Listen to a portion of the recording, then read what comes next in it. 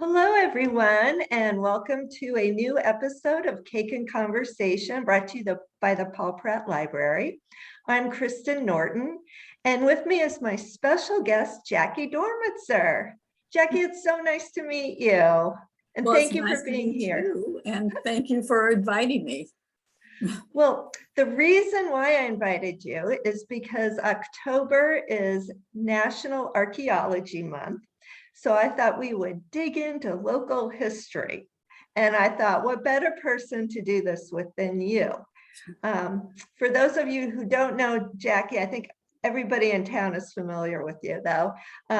She is a historian, a writer. She's written a lot of books on the history of Cohasset. These are just a few of them I just pulled off the shelf.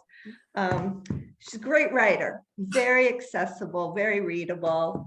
And you are the chair of the Historical Commission in town, and you know your stuff. Well, so I also thought, as long as we're digging around in local history and it's October, how about we explore our local cemeteries?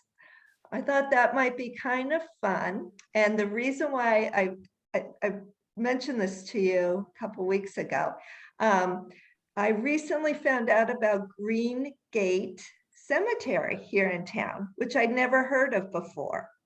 And could you tell us a little bit about it? Yes, well, it is a hidden treasure. In fact, it's quite hidden. You can't see it from Jerusalem Road, but there is a road that goes off of Jerusalem Road, right opposite the Greek Orthodox Church. And you have to keep driving up, and you're driving through private property, really. But finally, you come to this lovely cemetery. And honestly, it is maybe my favorite. It's got a great feel to it. It's small. It's about maybe a half an acre. And it is surrounded by a lovely stone wall that was built by a woman who did this in honor of her husband, as a memorial to her husband. And that was Charlotte Lincoln Bell. And Green Gate is sort of a very limited neighborhood cemetery, and probably just very few families are buried there.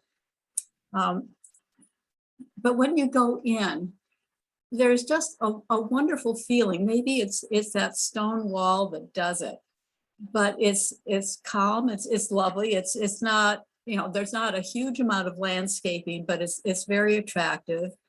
And there's a variety of gravestones there, from old slates, which are the oldest gravestones. They date from the 1700s, to more recent granite ones. And is there parking?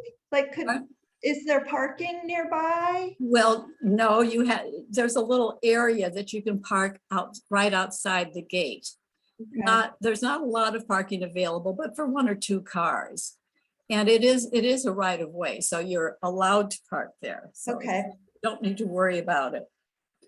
But I just enjoy being there. You have to go there to understand what I'm saying, and you have, obviously.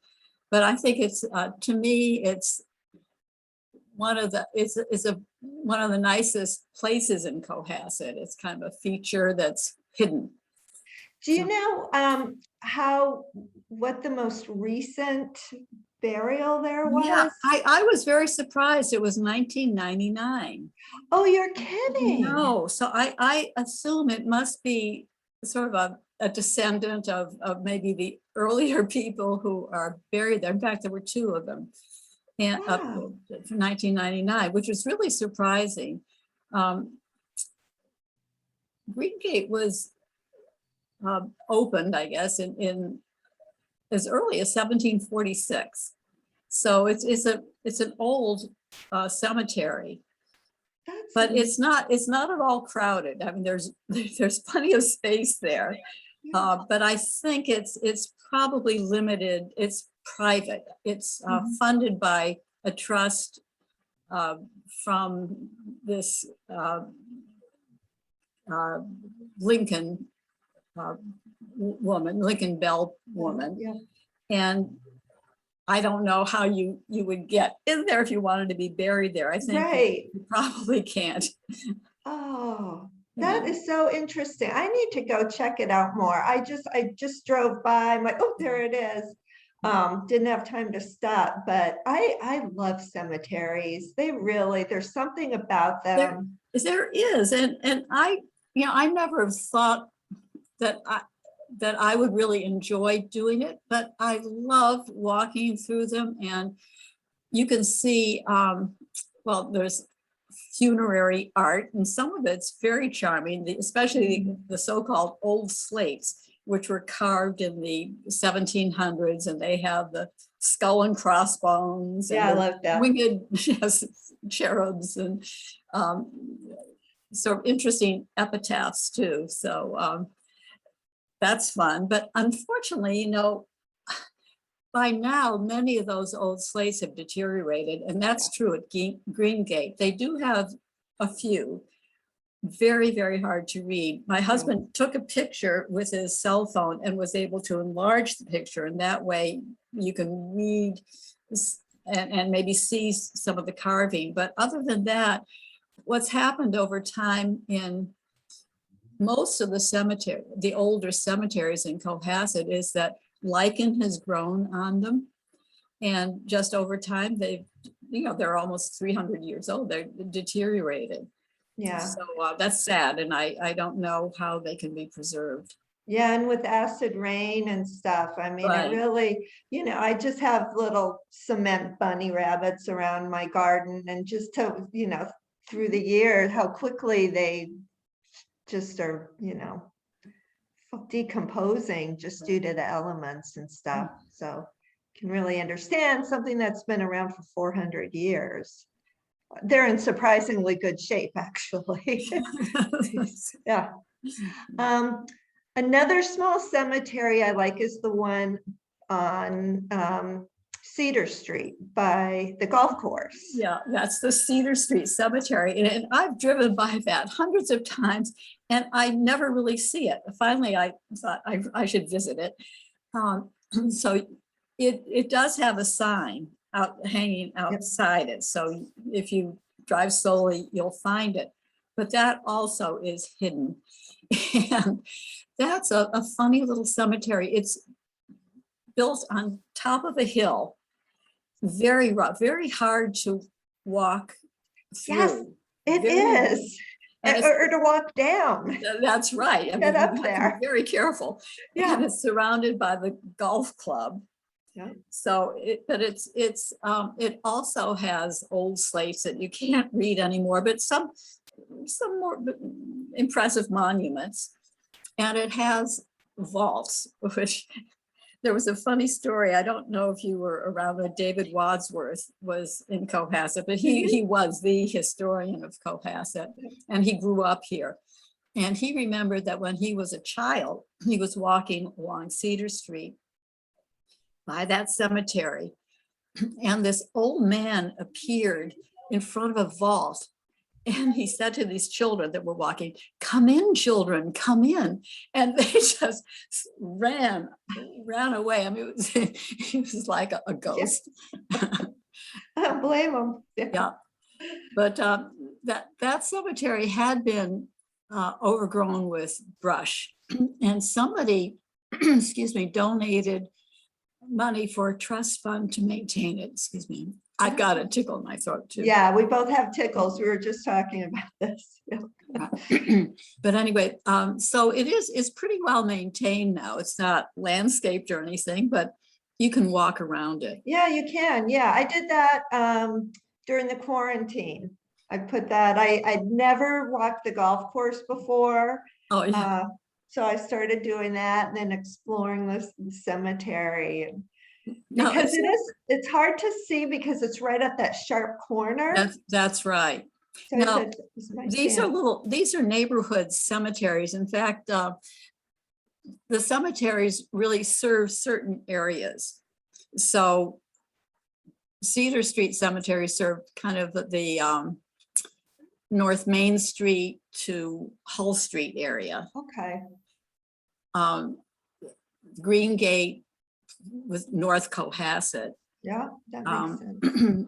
And then Beechwood, of course, there's Beechwood, and Central Cemetery was the oldest, is the oldest cemetery, and that served a larger area, probably reaching from what is now the Cohasset Scituate border on South Main Street, down Jerusalem Road to the ocean.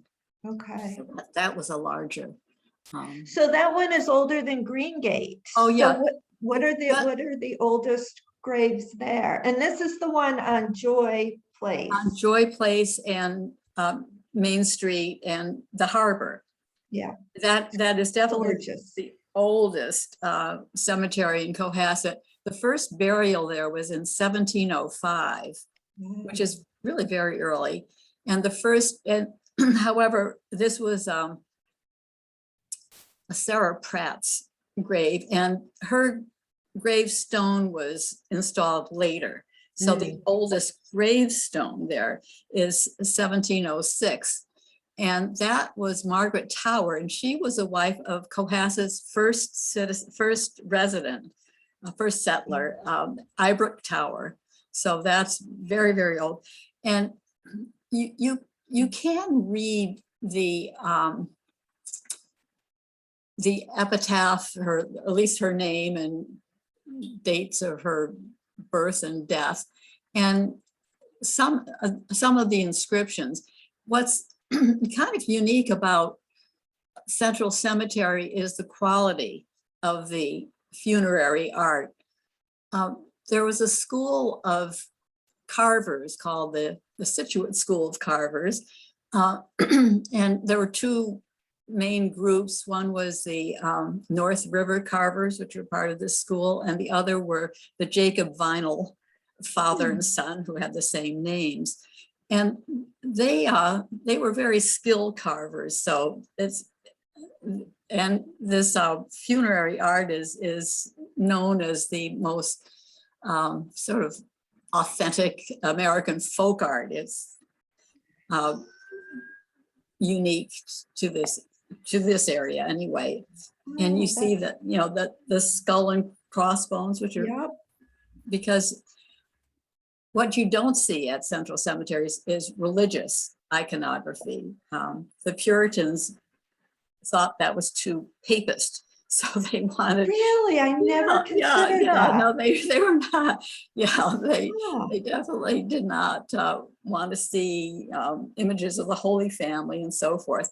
So instead, it was more of a democratic thing. I mean, the death's head represents everyone's fate.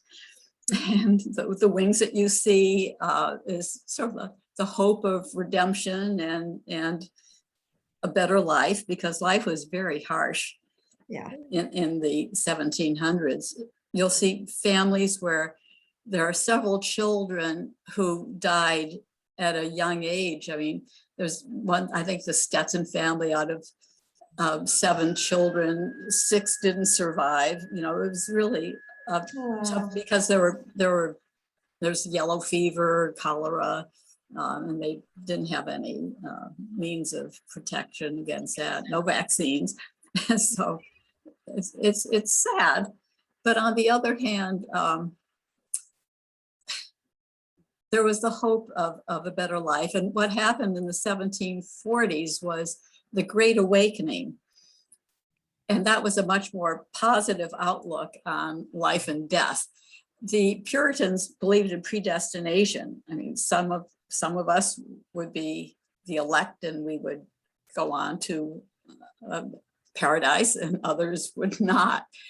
But with the Great Awakening, everyone who sort of atoned for their sins would likely pass on to a happier life afterwards. So it became more positive, and instead of the death's head and skull and crossbones, which you do see at Central Cemetery, you get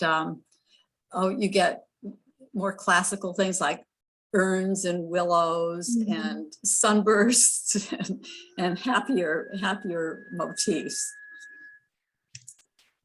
One of my favorite there, Oh, what is it? Is it the column? How do you say that? Columbaria, the Columba- columbariums. There are three of them, so three columbariums. Yes. Right. And one of our former patrons, Dennis McNulty's, is there. And he has engraved on his read, read, read. He was a huge library patron. Oh, it's And I forgot to take a picture of it. I was going to show it on this. Every time you go there, you see something different, and Yes. that's see, old friends and Right.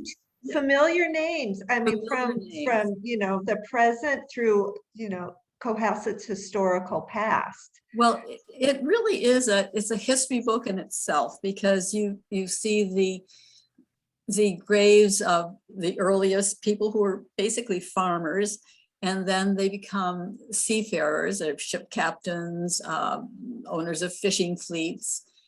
And then later on, there are the graves of the summer people who built these lovely cottages, which are really mansions, along Jerusalem Road. And you see the graves of famous actors that summered in Cohasset too. Yeah, Tell me. Yeah. Well, of course, you might not recognize the names today, but they were very famous back then. And one was Lawrence Barrett, who was a famous tragedian. Another was what? okay, I know what you're saying. I think I pronounced it right. Anyway, and then there was Stuart Robson, who was a comedic actor. Really? And maybe more famous in some ways was William Hanlon, who was the part of the Hanlon brothers, who were 6 brothers born in England, who were very gifted acrobats and aerialists. And they formed a troupe that performed all over the world. And William, who was buried with his wife in Cohasset at Central Cemetery, organized this group. And they were very famous. Their shows were spectacles. They were pantomime. There was no talking, but they had dancers, they had musicians, they had clowns. And they did these very daring aerial acts. Leap for Life, I think it was called, which really was a high trapeze that they would leap from one to the other. And one of the brothers died. He fell and died. And I believe that the nets that now you see at circuses under them stemmed from that accident, because after that they wanted to protect the other aerialists from that kind of a fate. Wow. Yeah. Now, are they buried here because what was their connection? Well, William and one other brother bought homes in Cohasset. Oh. Yeah, I think William lived on Jerusalem Road, and his brother, I forget his name, I believe on Sawyer Street. And they loved Cohasset. Many of also the summer people loved Cohasset and wanted to be buried here.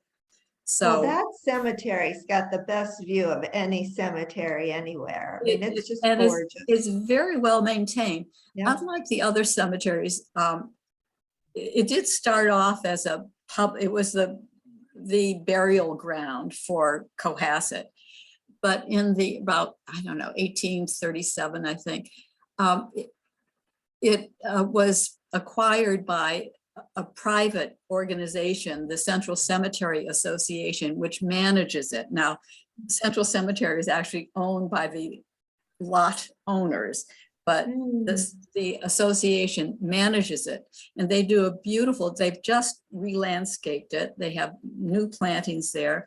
They've created a beautiful stone wall because they're concerned about sea rise. And actually, my husband and I did buy a lot there Did you? with a view of Little Harbor. We thought, oh, this is going to be great. But however, it could be inundated someday. So hopefully this seawall will help preserve it a little bit. But anyway, so they do it's a very beautiful cemetery, and it is listed on the National Register of Historic Places, which is an honor.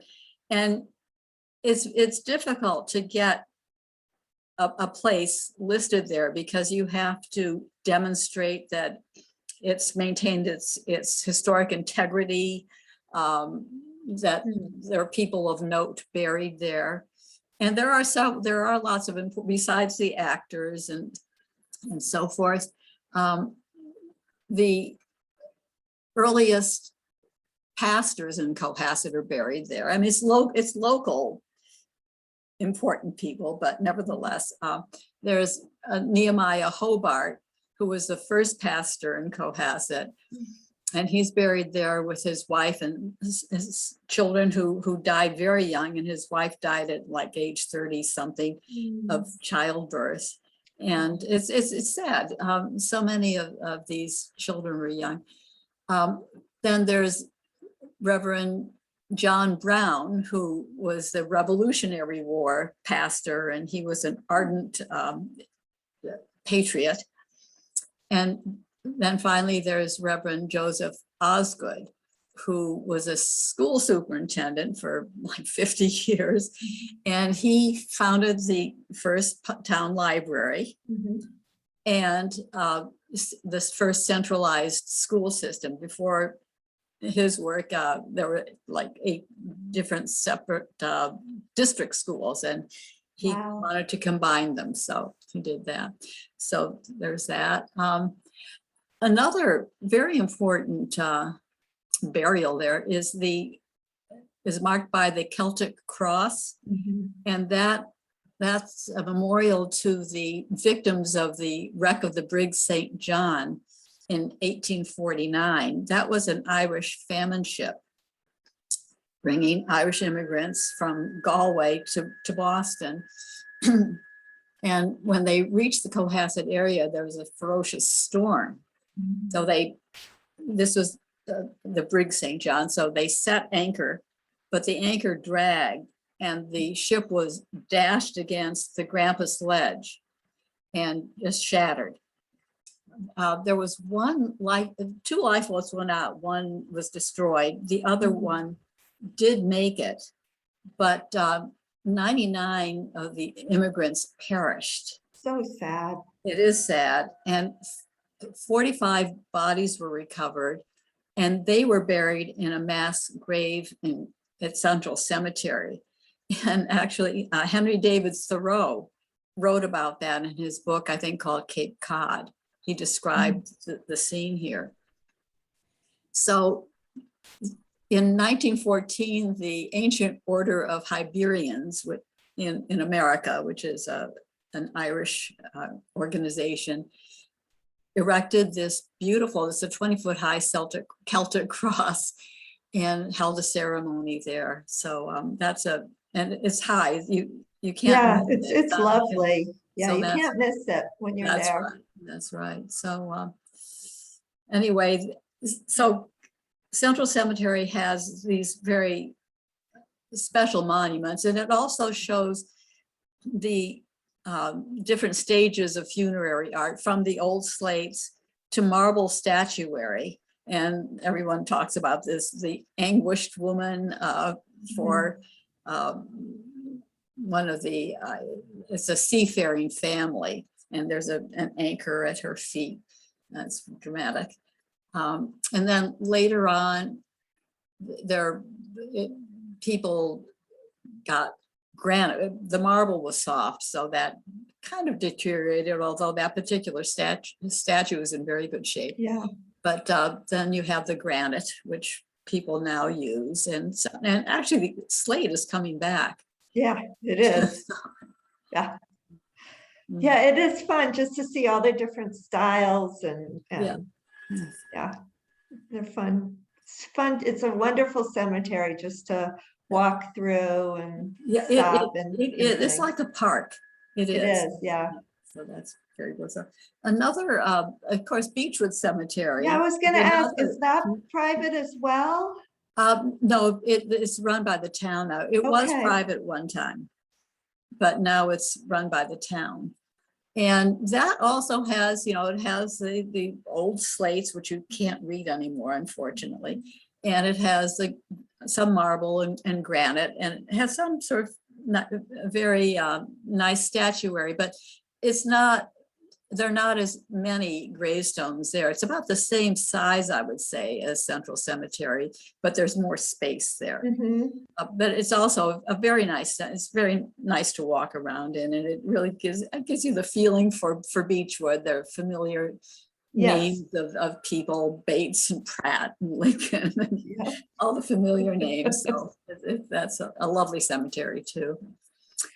And then the most recent one the would most be recent one is Woodside. Woodside, and that Yeah. has what I think is a very interesting story. There had been a cemetery on Pond Street Cemetery. Really? Yes, and that was built there was an almshouse nearby on King Street, which is sort of around the corner. Yeah. And the almshouse obviously was for people who couldn't support themselves. So many of those people, a few of those people were buried in the Pond Street Cemetery. Now, the Pond Street Cemetery was formed in 1893.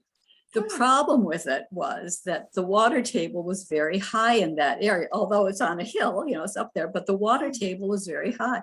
So in the spring, the caskets would rise with the water table. So this wasn't working.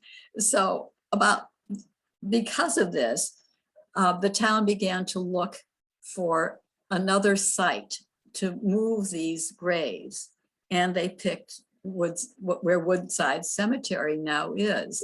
So in 1906, they moved the graves from Pond Street to Woodside, and now then they built a new almshouse in that area. No cemetery there. Huh. However, that was very expensive to maintain, so that was demolished eventually, and that's now where the high school is. Oh, okay. So that's Really interesting. So anyway, so Woodside has old gravestones dating from the late 1800s when the Pond Street Cemetery was functioning, but it's really a much more recent cemetery. Okay. It is big. It's like 23 acres or something like that. So there's lots of space. It's much less expensive than places like Central Cemetery. So it's more of a municipal cemetery. And it has one very notable burial there, and that's John Washington, who was an escaped slave. And his son actually lived in Cohasset, and in John's later years, he moved to Cohasset to retire, and he and his wife are buried at Central Cemetery. And John is unusual because he learned to read and write when he was still a slave, and he wrote his memoirs, which have been published. Did you know that? Yeah. Actually, I did, because I live, excuse me, next to the house where the Washingtons live. Oh, really? So you probably know more about it than I do. Yes. Well, I just think it's such an interesting story. It is an interesting story. That's right. So he is buried there. And the other notable thing is fairly recent. It's the Gold Star Mothers Memorial. And those are, well, they're not gravestones, but they are granite memorials to the mothers of whose sons died in various wars, from World War I to Vietnam. And that you can't, that's hard to find too. You have to go way behind. Yeah, Yeah, so you have to drive around to find it, but it's lovely and it's nice to walk around there. I do have to say that cemetery by far makes me the saddest when I go through, just because there are so many familiar names there. That's right. That's right. Yeah. Well, yeah, I feel that way too. I don't, because that's far away. Central Cemetery is on my walk. I take a 4-mile walk most days and I walk right by there. And sometimes I go in there and I do see many familiar names. Sometimes I'm kind of surprised. Yeah, right. Like, when did that happen? Right. Yes. Yeah. But anyway, it's, I think the cemeteries are really an important feature of this town. And I hope that people will go and visit them. I really do too. I think it's such an important way to really grasp the history of a place. Exactly. Exactly. And they're lovely. They're beautiful, especially the Central Cemetery is spectacular. Yeah, you can't beat it. And you can just sit on the wall now and that's right. Take in the scenery and and the And birds. it's always calm. It's very soothing. So yeah, it is. I have my eye on the house that's right there. To me, that would be my ideal location, right next to a cemetery. I love it. Yeah. Yeah, you could walk there every day. Yeah. Well, this was great. Oh, before we wrap up, can you just let us know what the Historical Commission is up to? Anything we need to know about? We have recently completed 2 projects. A major project was the restoration of the oil house at Government Island, which is where oil was stored for Minus Light. And we also put in a granite round in this little triangular area outside Cohasset Harbor Inn to mark the site of a fisherman's well that was that's neat. Yeah, so that's good. Now what are we doing? We are we're trying to get the old Cohasset Savings Bank, now the Hingham Institution for Savings, listed in the National Register.